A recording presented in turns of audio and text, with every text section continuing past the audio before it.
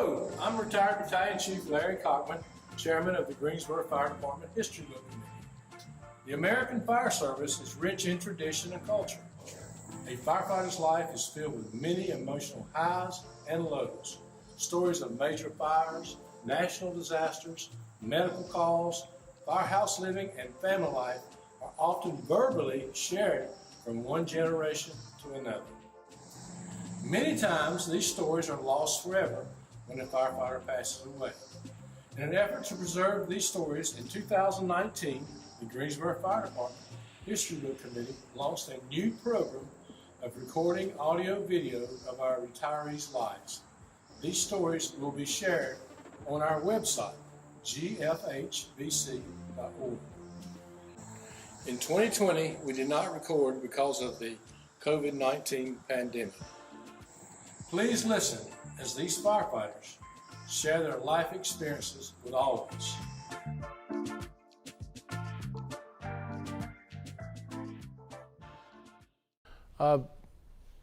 Good morning. I'm retired Battalion Chief Larry Cockman. I had 32 years of service. I came on in 1970 and retired in 2002. Before I get started with the interview questions, then, by the way, the person that's interviewing me this morning is Assistant Chief Skip Nix. I was his training officer years and years ago, and I knew back then when he was a young rookie that he was going to be something special, and he proved me right. And he's here interviewing me today. You won't hear his questions, but he's a dynamic, outstanding man, and have a lot of respect for him. The next thing before the questions start, I want to talk about of all the programs that I've ever worked on in the Greensboro Fire Department, this interview process has meant the most to me. I have got to know so many things about firefighters I didn't know that I never worked with. After leaving every day, I have a greater respect and knowledge about how good a people they were. And actually, after listening to their stories, even at my age of 74, I say to myself, wow, that person is a good person, and I think I want to try to be like him or her. And even at 74, you can still make changes in your life. So that being said, I guess I'm ready for the interview, Skip. Okay, so Larry Wayne Cockman had 32 years of service. As I said, I came on in 1970 and retired in 2002. And I retired at the rank of Battalion Chief. I grew up in northeast Guilford County, but hung out, I guess, in Greensboro all my life. And while on this question, I married my high school sweetheart, Jane Jenkins. And like some people ask me sometime, how in the world did you get such a pretty woman? But she's been special to me all my life. We have 3 children and 1 grandson. Our kids mean the world to me. But my wife has been my rock, the person that stood behind me. All firefighters know how special wives are to their success. If we don't have good wives, or now we have husbands, we have the females that's there, and their husbands has to be supportive as well. So anyway, my wife Jane, when we miss doctor's appointments, Christmas, Thanksgiving, and things like that, our wives are so special. And Jane, without her, I wouldn't be anywhere today where I'm today. She's been the love of my life, and like I said, we were high school sweetheart. Yes, it did. I'm related to Raymond Cockman, was my brother. He died on the job in 1987. I used to want to always be like him. I used to wear my pants like him. I wanted to everything he did. He was 12 years older than me, and I always asked my mom, does this look like my brother Raymond? And Of course, the day he died was June 14th, 1987, 7:20 Sunday afternoon. I was on duty, and I held his hand when he died. And he was the reason. I had 2 years of college. I was accepted to Appalachian State. I was going to coach and teach, but I just got married to Jane, and I thought, well, I don't want to go away to college. I want to be here with her. And my brother told me all about the job. I watched him, and yes, he was the reason I came on. And as far as relations to other, yes, I had an uncle, Gus Summers was my uncle. I had some nephews, Mark and Josh were here. And a lot of people don't know this story. My daddy was a firefighter in ORD, Overseas Replacement Depot in Bessemer, with Buck Wouche. They were buddies. And that's one of the reasons I got hired. The story behind that was, I told my dad about it, and he called Buck up. He said, Buck, this is Hurley. I said, my other son wants to be a firefighter. He said, is he as good as the one we got? And of course, my daddy's not gonna say no. He said, yeah, he's just as good. So the rest is history. Like I said, I just finished college and just got married. So, well, I should answer that. In my life, had just finished college and just got married. Well, what we did, we had to take a test at the Employment Maturity Commission. We had to do some physical abilities tests,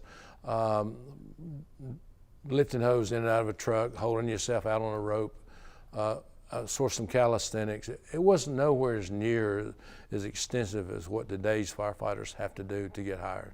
Not really. I like the team. I played sports in school. I like the team concept, but when I'd hear my brother talk about things, it's always sounded interesting, even though I was going to coach. And so, yeah, I never really thought about it till later on in life. $513 a month.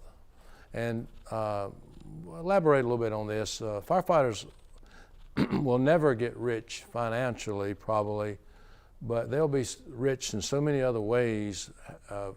The feelings they get when they play a part in saving someone's life or saving someone's property, there's no feeling like that in the world. And when you get that feeling, you have that feeling, there's no amount of money can ever replace that. It's just, like I said, it's a special feeling. I think there were 7 or 8 in my class. I think it was about 8 weeks of training. Now I think it's close to about 6 months. If that tells you how extensive and how much they got to go through now, all the specialized things. Some of the people in my class were Cliff Oakley, Troy Newell, Tommy Clark, Ray Greer, Steve, I can't think of his last name now, but those were some of the people in my class. Well, I don't know if I had any highs and lows. I just think that training was, I knew that I had to be serious about things and learn things and pass them, because if you didn't pass all the tests, and then another thing that a lot of people don't have to do now, a lot of the firefighters, after we finished, all the chiefs would come to the stations after we got assigned and ask you questions about your equipment and things. And if you didn't pass that, you were gone. So actually, I didn't have too many funny stories because I was serious. I wanted to prove that I could do what my brother did, and I didn't really have too many funny stories. I know during our breaks for lunch and things, we played some ball and things, but we never really. Now, I can tell you some when I was a training officer, but I'll get to that later. Well, I didn't really feel this till later on. Once you get on the fire trucks and you start riding calls, and then you play a part in bringing somebody back to life, or you play a part in maybe a rescue or getting someone out of a car, then you know you're doing the things that and as some of the firefighters that have been interviewed, I think being a firefighter is is a gift from God.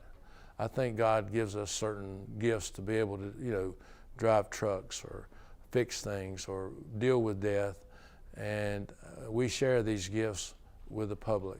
Everybody can't be a firefighter. Not that we're all that special, it's just certain things that we all know as firefighters that you have to do and be able to do.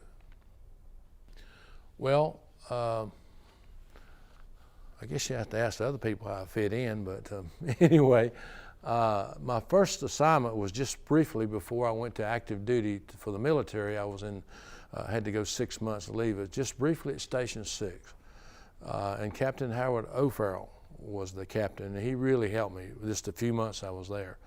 Then I had to go to active duty, and when I came back from active duty, I was assigned to Station 11, and I had Captain McCarter, Captain Jones, and Captain John Nicholson, all of those captains down there really helped me. Chief Jones, Captain McCarter became,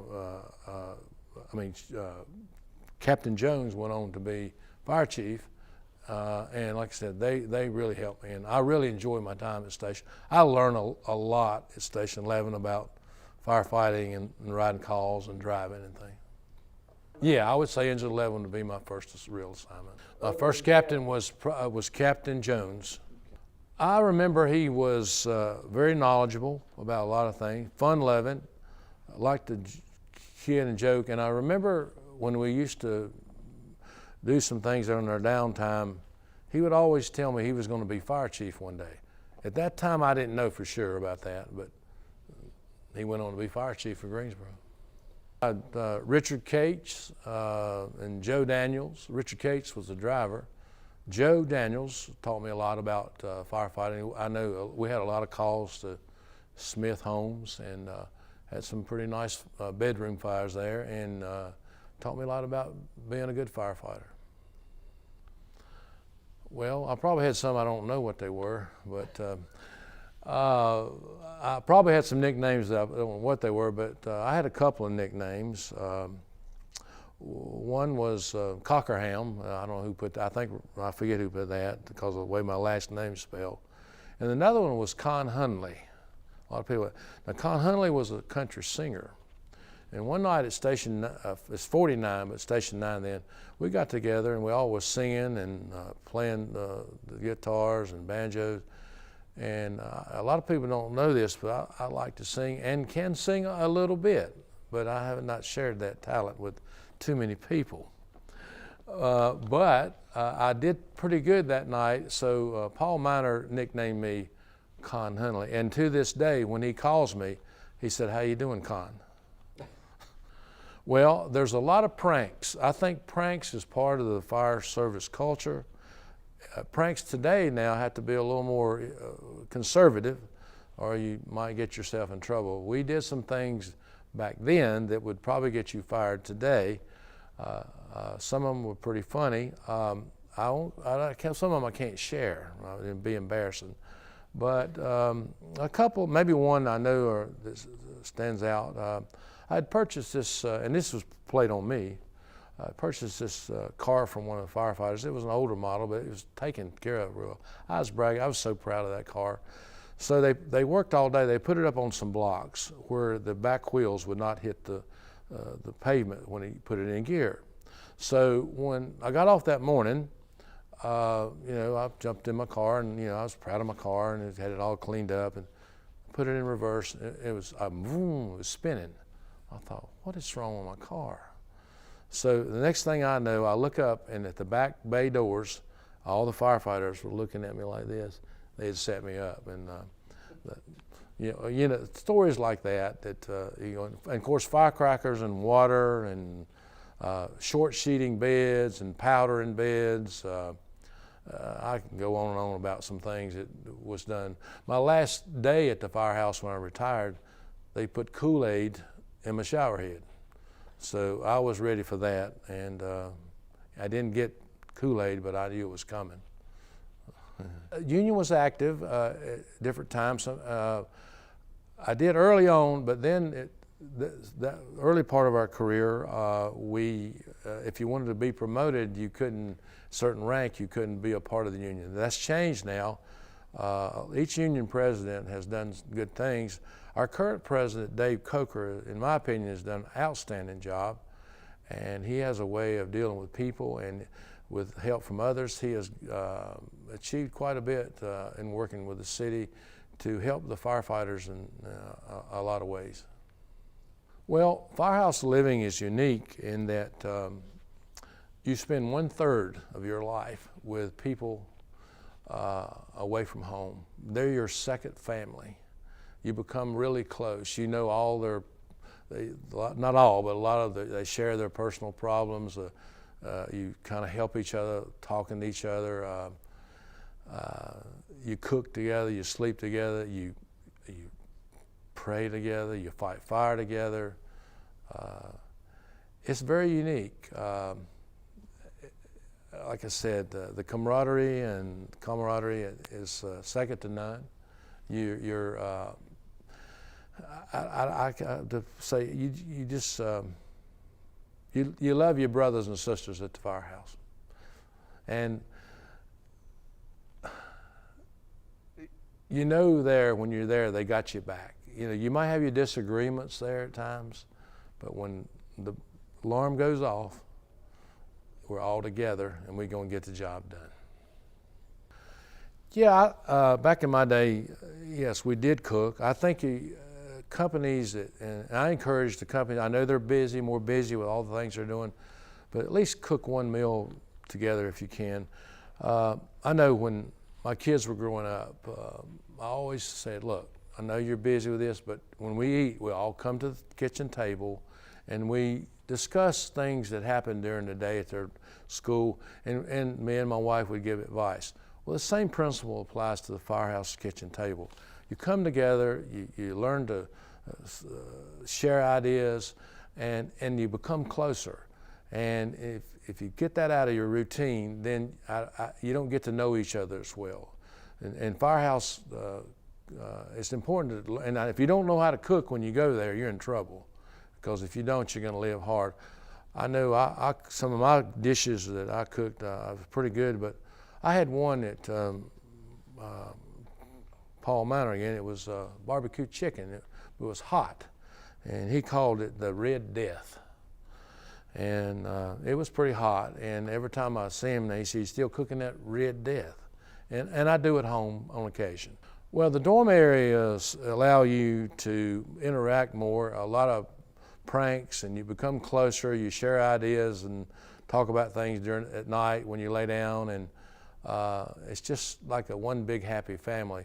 The cubicles allow you to study more privately if you're studying for exams and things.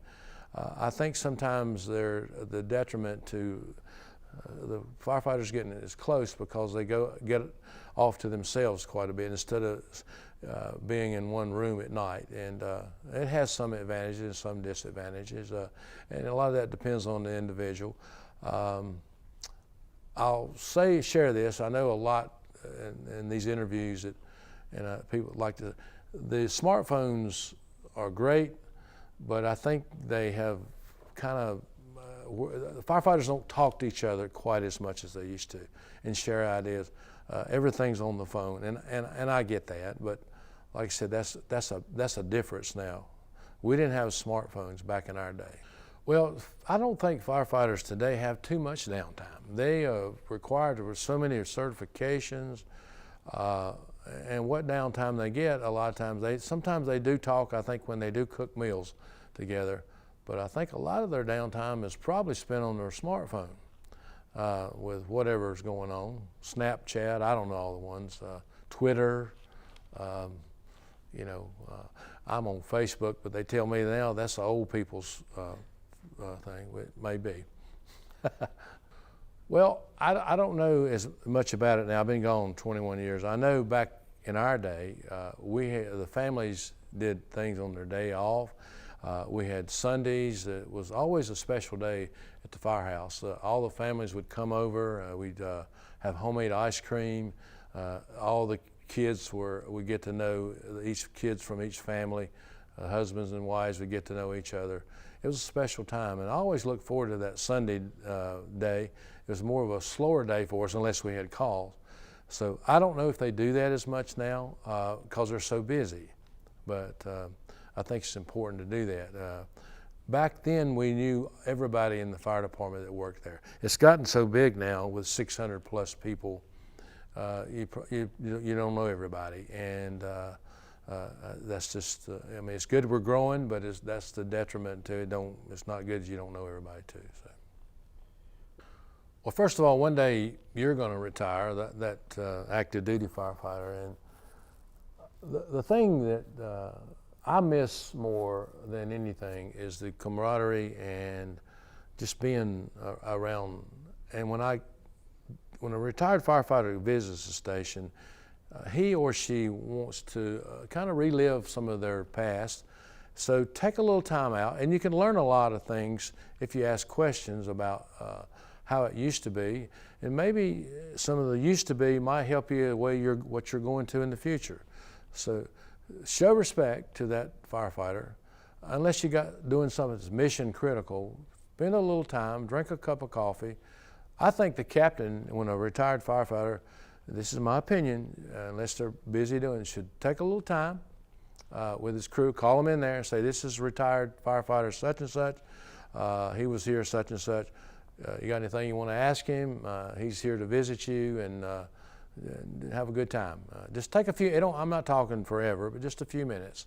And I know we're doing our station dedications now, and one of the reasons we're doing that now is to get the retired firefighters back in the station where people will know them, and then they feel comfortable going back to the station.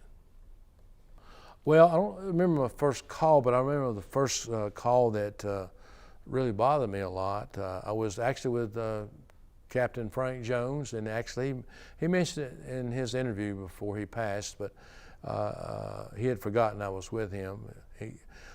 There was a young girl and a young baby, and they were killed in a head-on collision with a tree. And that was the first death I'd ever seen in my life, as far as tragic. And that bothered me a lot for a while. And let me elaborate on that a little bit. You know, and there's some calls we'll talk about in a minute, but you know, firefighters, and we all do this, when we have a call that involves children or something that reminds us in our family, we go home and we hug them a little tighter and we kiss them a little harder, and you know that for a fact. And we say, man, that could have been us. So, and calls like that, children and young people bother us more, probably. It's bad when an older person dies, but if they've lived a long time, I'm not making light of death because people still love them. But you realize they had all their life ahead of them, and now they're gone, and that bothers you. Yeah, I was at Smith Homes. It was a bedroom fire up in Joe Daniels, and I think Richard Cates was the driver, and I think, again, Frank Jones was. Yeah, we had a bedroom fire at Smith Homes, and it was a pretty good little fire. So. Well, I don't remember my first medical call, but I do remember that we did a few we had rescue trucks and up at Central Station and other, but later on, as the department evolved, we had the squads, and there was 3 squads in the city, and there was 27 original squadmen. And I was fortunate enough to be on that one. I know I was a driver when I got selected to be on the squad, but the first day I rode 16 calls, and I remember thinking, I've made a mistake, because I didn't have no sleep, I was tired, it was rough, and seen all kinds of things. But my time on the squad, I learned a lot about a lot of different things, but to help me in the job later. So, yeah. Well, as everybody that was interviewed, mostly, our fire stations are strategically located throughout the city, and we can get there 2 to 3 minutes. And the EMS sometimes might be stretched out in another part of the county, and we can get there and start doing basic life support and doing some other things now more advanced. And there's been a lot of lives saved by Greensboro firefighters by getting there in a hurry. Well, You know, I don't think today's firefighters write as many building fires as we had. You know, I was Rhodes Warehouse Fire. I was on, of course, everybody, Davie Street Fire. Gosh, I can't think of all of them, but there was about 5 or 6 fires, big fires, 3 alarm or more that I was on. Anyway, those are the ones that you stay up all night on, and but of course, Davie Street Fire was probably the worst fire Greensboro's ever suffered. Now, the Rhodes Warehouse was on Davie Street. It was a 3 alarm, but it didn't go as bad as the others. But anyway, I'll probably remember, like I told some of our interviewees, I'll remember those fires when I get off this hot seat right here. Well, like I said, you get there earlier. If CPR is needed, you start CPR. Start doing the things that will enhance that victim's chance of living. So we used to be all fires for the most part. 80% of the calls now are medical, 70, 80. There's been a lot of lives saved by medical call. Well, 9/11, I was off duty that day, and watching those firefighters go in and knowing what they were facing, I don't think any of the firefighters, they may have thought it or could have thought it, that it was going to collapse on them, but I think they knew they was in for a big, climbing up all those stairs, all those flights of stairs, and I know that going through their mind, you know, this is going to be tough, but I got a firefighter that says he's never scared, never been scared, I don't think so. We all been scared at times. We'll go in and do what we're supposed to do. But 9/11, knowing that 343 firefighters lost their lives there, that would be over half of the Greensboro Fire Department now if that was to happen.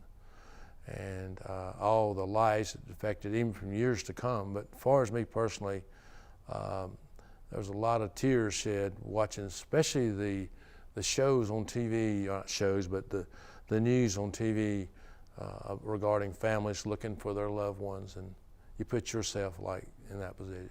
Yeah, and 9/11 changed the fire service. I think the public started respecting firefighters more after 9/11, knowing they were seeing what could really happen to us. Well, I think 9/11 trained some, and then I think the Davie Street fire changed our training objectives because of instant command. I think, if my history is right, came out of that.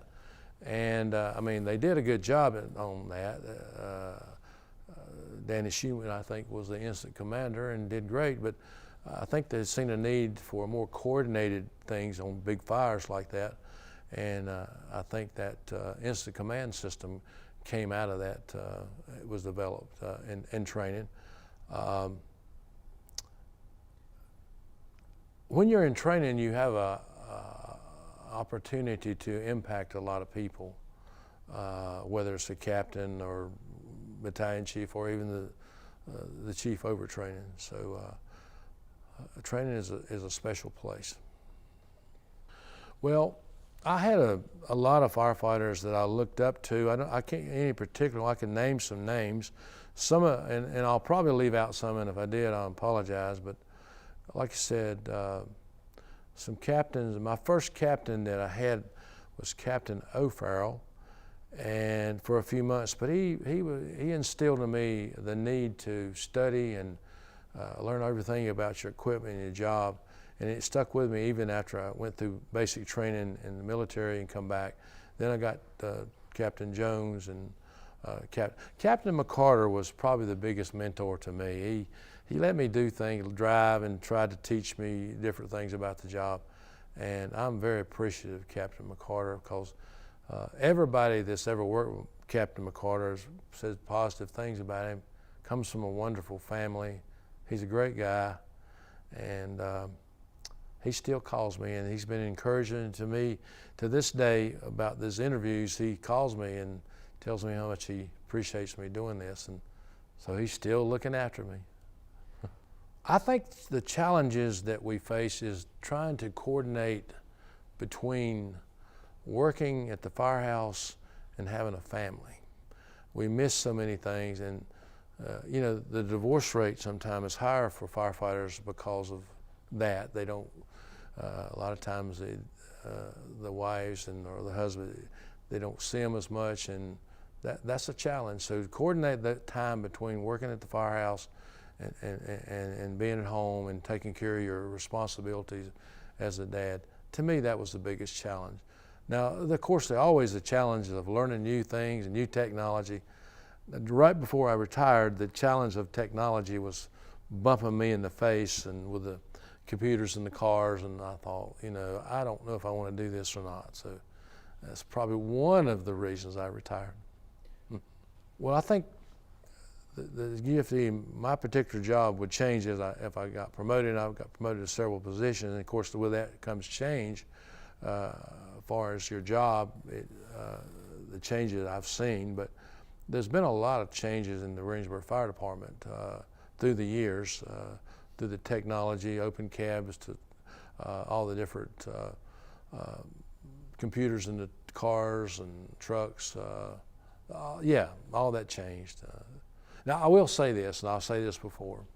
You can have all the technology, you can have all this heat-seeking devices, you have everything, but when it comes to getting somebody out of a car, or going in to get somebody out of a house, or pulling somebody out of a ditch or a trench, or what, the manpower has to do it. That'll never be replaced. You can't replace that. Oh yeah, I would do it all over again. I made friends that last me a lifetime. I'm so thankful that I had certain things that I could become a firefighter. It's the best job in the world, in my opinion, and I'd do it all over again 100 times. I had several. Say to my fire department family is, you made me a better man. You taught me empathy, compassion, value of hard work, dedication, and lifetime friendships. To my special friends, I want to leave a special note. I don't want to list them all. You know who you are. I appreciate your friendship all these years, all the times that you had my back and I had yours. But I'm not going to list any names. I might leave somebody out, but you know who you are.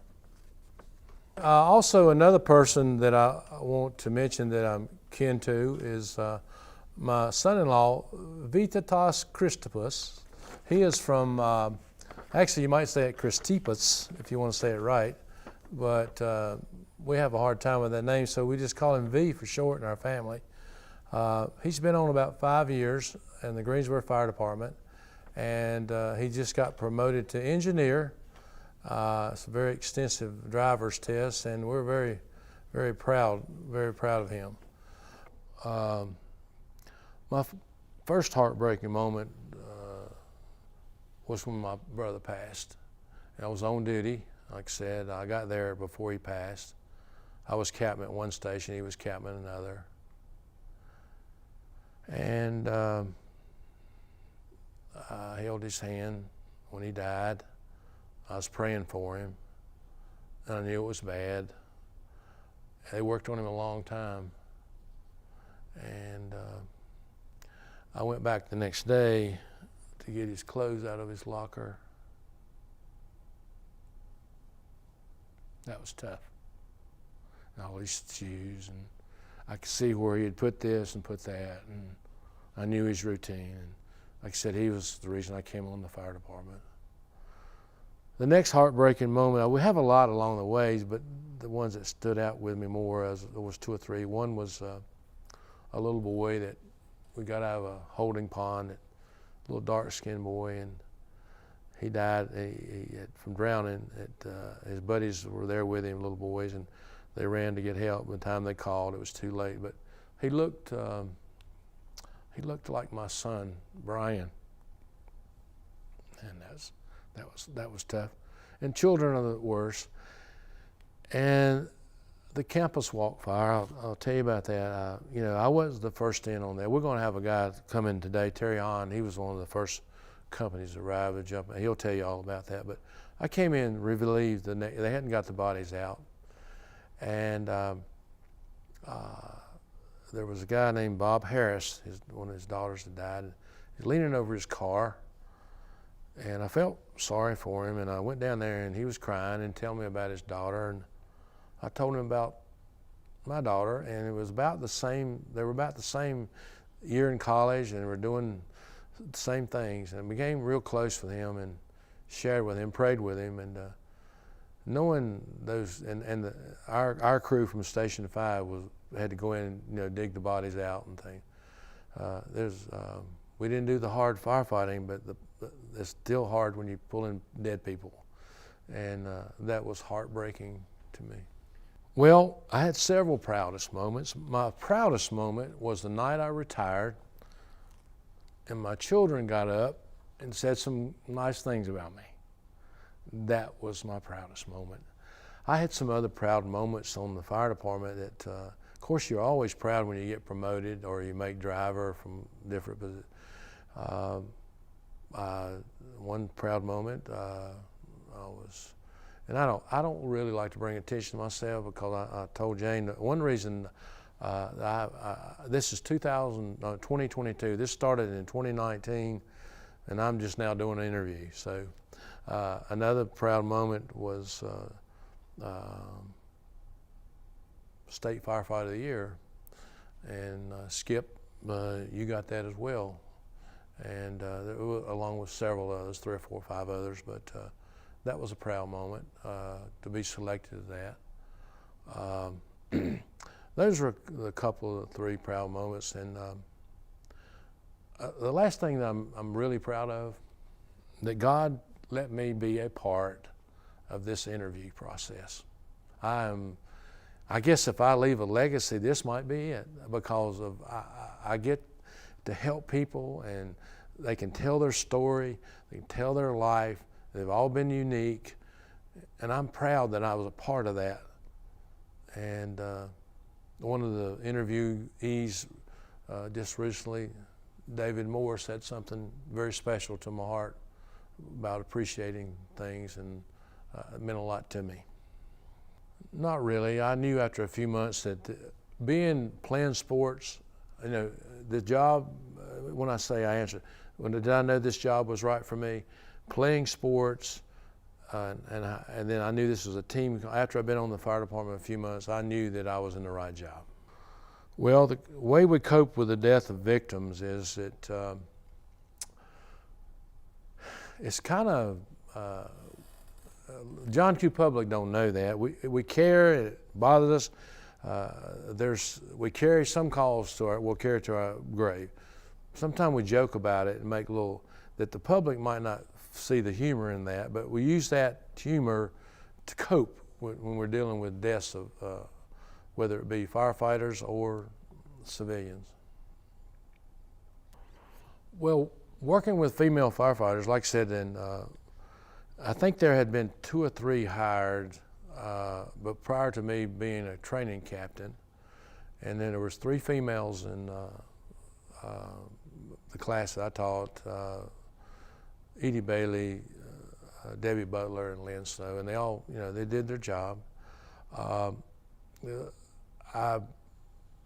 worked with a female firefighter at Station 5 later on, Carol Key, and when she came on, I encouraged her to learn everything she could, and I think she recently just got promoted to assistant chief, so she's done some good things. The females, when they do their job, they're respected by the firefighter. I'll say this, when they first come on, some of the older firefighters probably didn't want them there. It had been an all-male environment, and probably some of the early female firefighters were treated unjustly by certain ones, and I get that at that time.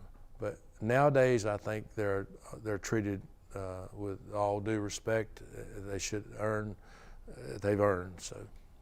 Yes, like I told you, well, if would I do it all over again? Of course I would.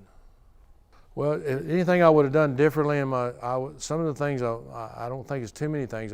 We learn from our mistakes. There's some things, one of my old sayings when I retired, I said, when you learn how to be a pretty good battalion chief, it's time to retire because you done made all the mistakes.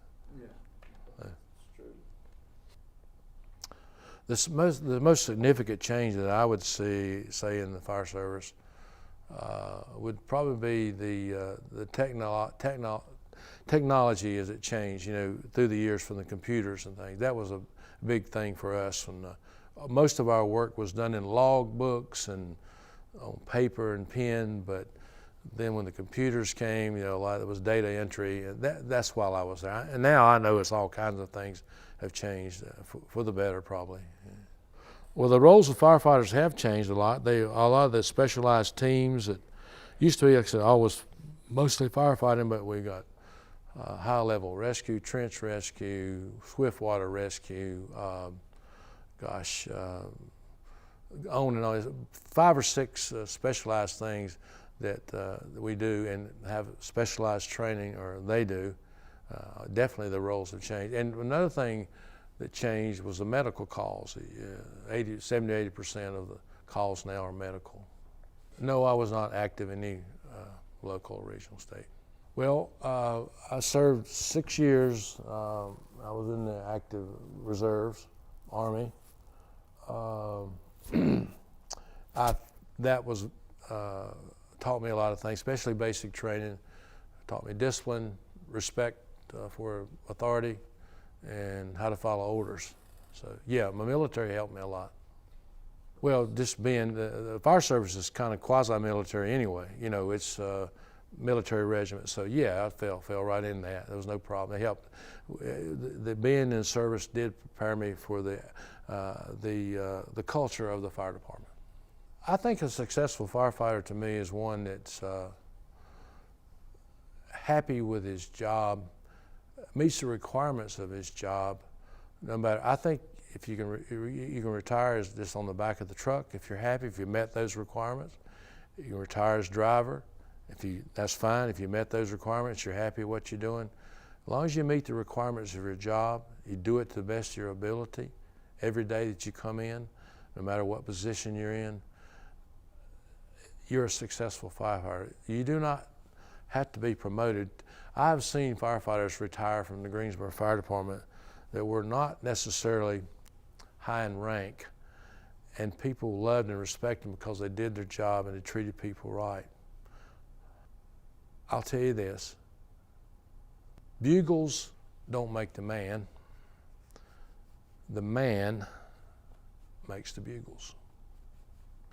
Family and faith, as I said earlier, without my family, especially my wife, in my opening statement there, I would not, family and faith, they're so important to a firefighter.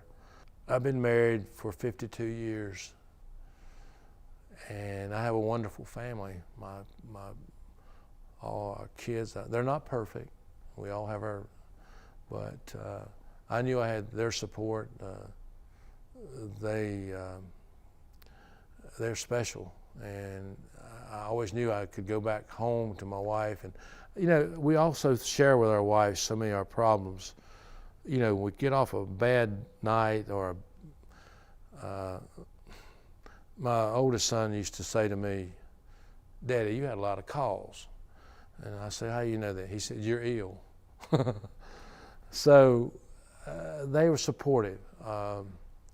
Faith, without faith in our lives, I've told this story several times. A firefighter says he's not scared on any call at some point in their career. They're not telling the truth. A lot of people don't know this, but when I would have a big fire, and I knew we was going to have to go way back in the buildings, I would say a prayer. "Lord, please let me get out of here to see my wife and children again." I did that every time, Skip, every time. And you just made me think about another fire I had, the Banner Avenue fire. I was inside, and Captain Church's group was on the roof. Mick Newnham was the chief. And he pulled them off the roof, and we was inside with about 6 people. And it's just as we came out, pulling us out, the whole roof collapsed. It would have killed maybe 10 or 12 of us. Greensboro has been very fortunate not to lose no more firefighters than we have. But yeah, that was a tough fire. It was a 3-alarmer. You had to go way back in the back, and there's a bunch of plastic containers burning, and we couldn't get to it. One of the firefighters got his finger cut off that night. So that was another one of the fires that I didn't remember a while ago. Well, I think I've mentioned that one person that's made a difference in my life already, my wife. She said the rock of the family, and she knows it, and I've told her many times. I would say yes. I mentioned it a while ago. Learning new technology was one of the factors that I retired, but not the total. Another factor was the reason I retired. We had to listen to calls all night. I was listening, and I was losing sleep. And you know what sleep deprivation does to you. And I was feeling bad, and I was getting older. I said, it's time for me to go. When I first retired, my health was pretty good. The last few years have been pretty rough. I need both knees replaced. I have AFib, and I'm diabetic. When COVID hit, before COVID hit, me and my wife were exercising 3 and 4 days a week. And since that time, we didn't do anything for about 14 or 15 months, and I need to get back in the habit. I've got certain things under control. Yeah, I think sleep deprivation, I know that being exposed to certain chemicals, the firefighters die from cancer more than the average population, and certain types of cancers. Recently, a lot of our firefighters, older firefighters, have been diagnosed with prostate cancer. So it's a lot that we know we was exposed to early on. Yes, it can affect your health. Well, one of the things I did off duty was I coached. I coached middle school basketball. I enjoyed coaching. I had to quit because of the knee. I coached at the church. I like to make a difference in young people's lives. I still see people that are players I had long ago that's out of college, and they still call me coach and tell me thank you for helping them along the way. So you being a training officer is kind of like coaching. You know that better than anybody, Skip. Today's firefighters, I think a lot of them are saying, what's in it for me before I do it? Now, I don't know this, not all of them, but how much are you going to pay me, or how much time am I going to get off? I think that's part of being, I don't know why that is, for sure, really, but for leadership, to show leadership, you should not think about what's in it for me. Think about, how am I going to be a leader and improve things in the department? In other words, like volunteer for things and try to make things better. Step out. When you lead, you're going to get criticized. I've even had some criticism about this program I'm doing here with interviewing the recruits. Believe it or not, I've had some criticism. So when you step out to be a leader, not everybody's going to clap for you, I promise you. But if you want to make things better, and I've always wanted to do that. I will tell you this story. When I used to go to schools, at the fire academy or wherever, some of my peers, and they say, Cockman, please don't come back with no changes, because I'm happy what I'm doing. Firefighters don't want to change nothing. And so leadership is important in the fire service. These young people today, not all of them, I say when you say that, that's broad, too broad, but a lot of the young people, because there's, in fact, some of the people I've met here doing this, very nice young men and young women and men that I see they're focused on their career and they're doing the right thing. They're going to be leaders, but some come not ready to lead. They just want to follow all their life.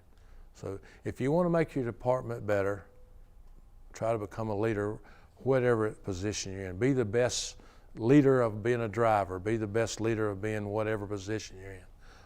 Be a leader there. The camaraderie, I miss most about the fire department is camaraderie. That's what retirees, we like to go back to the stations and be welcome in, and we miss that. We miss the good times, the jokes, the helping people. You know, when you retire, your identity, when you retire from the fire department, you lose your identity, in my opinion. Unless you know, some of them were involved in their churches and things. I know Skip, you are, and some others. And that's one of the reasons I went into coaching as much when I did retire. But you lose your identity of helping people, and that's so important to firefighters. It's like one day you're helping, the next day you're watching The Price is Right. Well, I think the value I see in these retiree interviews is like some of the things I've mentioned earlier, that the firefighters get to share their lives. The public and the other younger firefighters get to hear our stories, and they can learn from them, and then the public can learn. I think even the people that's doing this recording here at UNCG today, as we go through our interviews in the next few weeks, they're going to learn things about the fire service that they didn't know in some of the things, unless they've got somebody in their family that was a firefighter. So that's the value I see in this. Plus, another thing, the long-term value is like one day when a David Moore or a Skip Nix is long gone, and your great-great-great-grandson or granddaughter can see what you're saying, what you look like, what the value you put in things, then that's invaluable, you know. So that's what I see in these interviews, and that kind of leads me into what I want to say about my grandson. Well, I have 3 children, and we just had a grandson a year ago, and none of the others had any kids, and I'm 74, and with today's world, the way things are changing and some of the things that our children and grandchildren will be faced, I worry about living long enough to influence him in some positive ways. So I said, you know, I want to write a letter. I'm going to read it off to you. And this is for you, Tyler. And if I get emotional, I'm sorry, because my grandson has been a blessing beyond. And Tyler, as you get older and you see this, know that your grandfather loved you so much. And I hope I live long enough to teach you some Larryisms, for lack of a better word. That might be good and that might be bad, but I'm going to teach you some. Okay. Tyler, just in case I don't live long enough to influence your life, Grandpa would like to leave a few words of advice. On November 30th, 2021, our family was blessed with a handsome little boy. I remember how perfect you looked the first time I saw you. Your smile could melt an iceberg. Your eyes were so bright, they could light up a football field. Since your mom had you so late in life, and late in your grandpa and grandma's lives, I thought this would be a good time to share some words of wisdom, just in case. First, always put God first in your life. Always. Pray every day. Always honor your mom and dad. Treat them with respect. Love them with all your heart. Help your family when they need it. hold them close in your heart forever. Never disrespect the elderly, because one day you will be old too. Work hard at whatever profession you choose, and I hope as a firefighter. Read your Bible every day. Never ever judge a man or woman by their skin color. Stand up for what's right, and always stand up hard against evil. Never involve yourself in drugs or alcohol. These things destroy you and your family. Keep a good name. A good reputation or bad reputation will follow you all your life. Be a leader, not a follower. Set good examples for your children and grandchildren. Know this, grandson. I will always love you until I take my last breath. Promise me that you will see me in heaven one day. Grandpa Cockman. That's it.